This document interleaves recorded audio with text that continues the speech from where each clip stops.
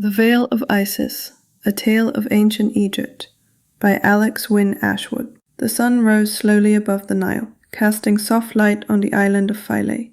In the garden behind the temple of Isis, where rows of papyrus and sweet herbs grew, a young healer's apprentice prepared oil mixtures for the day. Her shoulder-length black hair moved gently in the breeze as she crushed petals between her fingers.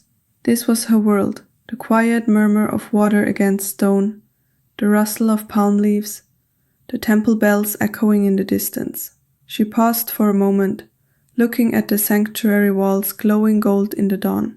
Though only an apprentice, she felt a subtle bond with this place, as if the goddess herself breathed through its stones. She whispered a silent greeting to Isis as she did each morning, tracing the sign of the throne with her fingertip on her wrist.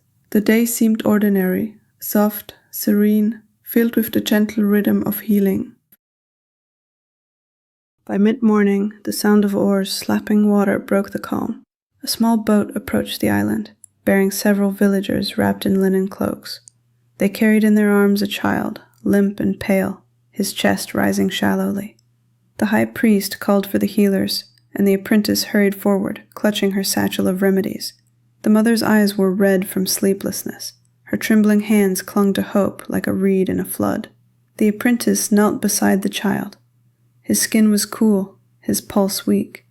She tried herbs, oils, whispered invocations, but nothing stirred him. Around them, villagers began to murmur in fear. Someone whispered that the child's ka was already wandering. Her throat tightened. She knew the limits of what she could do with mortal hands alone.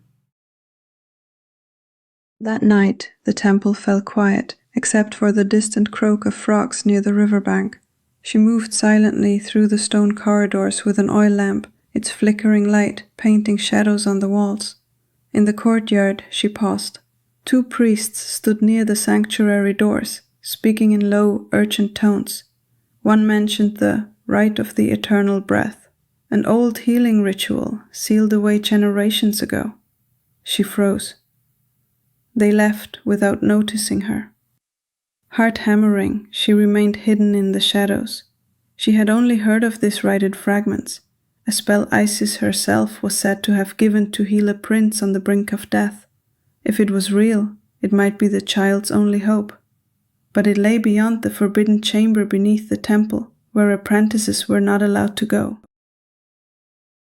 Near midnight, she lifted a slab behind the statue of Isis in the inner shrine, revealing a narrow staircase spiraling downward.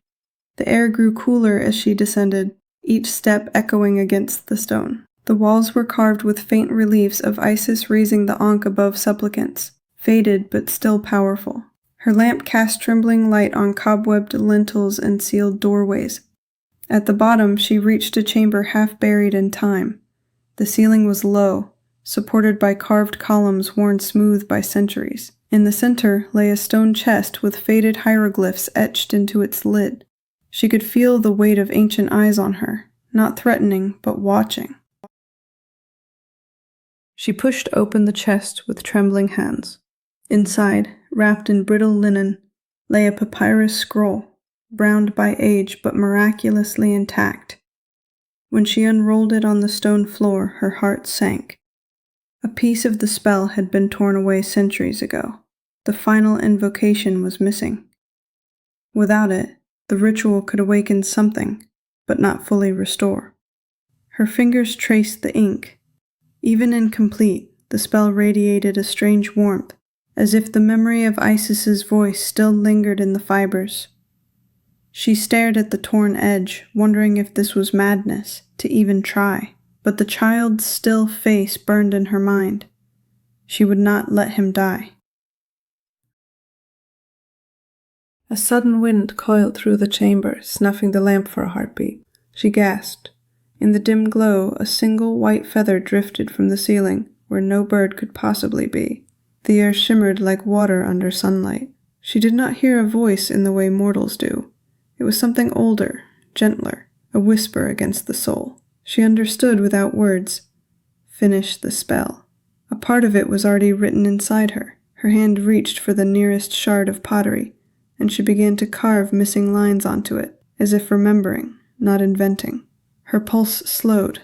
The fear ebbed, replaced by something vast and luminous. At dawn, the sanctuary courtyard filled with the murmur of villagers. The child lay on a reed mat, surrounded by incense smoke.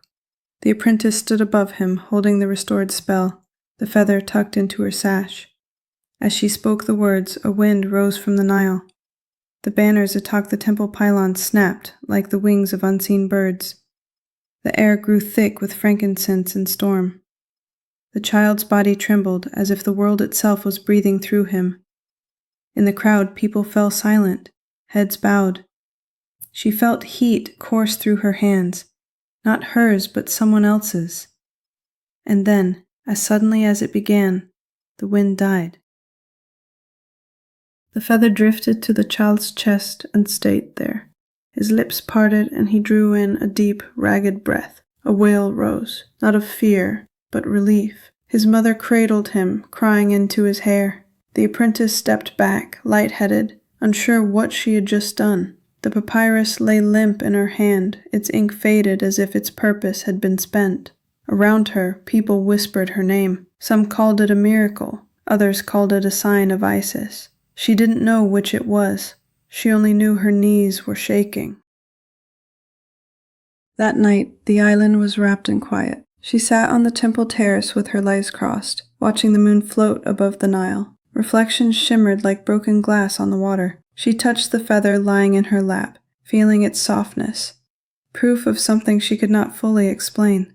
The child was sleeping peacefully in the healer's house. The priests had not spoken to her yet, and she knew they would. But in this moment, she was alone with the river and the stars, and the memory of a voice that had never truly spoken. In her sleep, the world opened like a lotus. She stood in a place of endless light, beneath a sky of stars that sang without sound. Before her rose Isis, radiant and calm, wearing a throne on her head and holding the ankh. She did not speak. She only reached out and touched the apprentice's brow. Memories not her own flooded her, healers who had come before, lives that had touched the goddess's grace. She woke before dawn with tears on her cheeks and the scent of lotus on her skin. Outside, the river whispered.